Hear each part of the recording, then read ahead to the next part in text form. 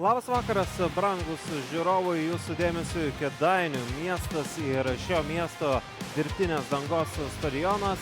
Pro LFF taurės reikalai vėl atkeliavo į jūsų eterį. Žvelgsime į šių dviejų komandų tarpusio rungtynės pirmo lygoje pirmajame rate. Komanda tada pergalė prieš tai dar prieš Egelman B ekipo 3-1 ir jo yra du varžovai, kamuolys išsaugotas, Evličius, jo smūgis ir ten nerizikuoja. Gražiai ataką organizuoja Nevėžis, jaučia komandos draugus, dabar perdamas smūgis į vartus ir pavojinga situacija. 21 metai, aštuntfinalio etapas, jame krito Nevėžis, čia smūgis į vartus vėl Marijampolės Sūduvai. Dabar Nevėžio ataka, Danas Šimkevičius įspūdingai prieš 11, Skipiniauskas.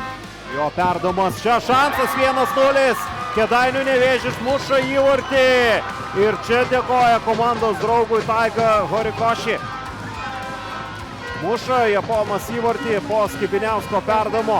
Yra ir A lygoje žaidęs Danas. Tos A lygos patirties šiek tiek gali surasti ir vieni ir kiti. Čia vėlgi klaida gynyboje ir šįkart Hirotaka Yamada muša įvartį.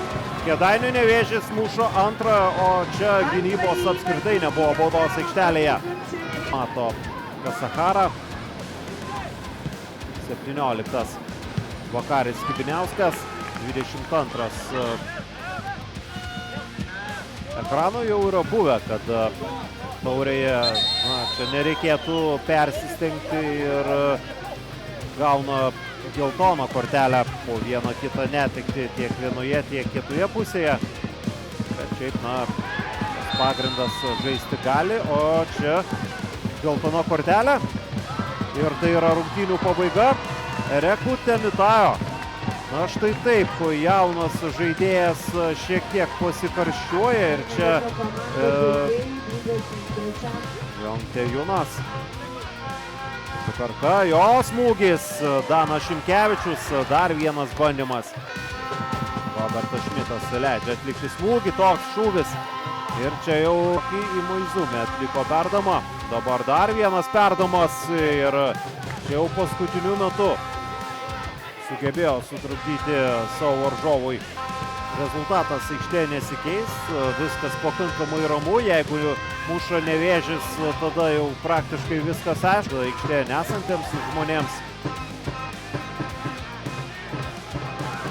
Čia tvarkosi kamuolį ir atlieka smūgį.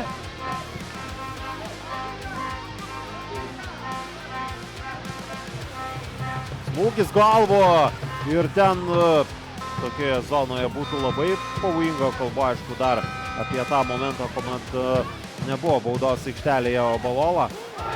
O čia šansas ekranui 1-2. 1-2, 85 minutė. Bet kas čia vyksta vartuose? Kortelių bus ir čia atrodo įvartis įnešė dar daugiau aistrų ir emocijų. Marius Zabarauskas galiausiai matome, jog Taiga 32 minutę jis pasižymėjo. Čia turi šansą Nevėžis mušti trečią. Baus, tai yra treneris iš Ispanijos. Stumia varžovą ten Denisas Čaplanovas ir po rungtynių štai tokie aistrų protrukiai. Dar ir po rungtynių Robertas Šmitas turi traukti tas geltonas korteles ir rodyti jas tiek vienos, tiek kitos komandos žaidėjams. Galima jau sveikinti Kėdainių Nevėžį su pergale. Rungtynės yra baigtos.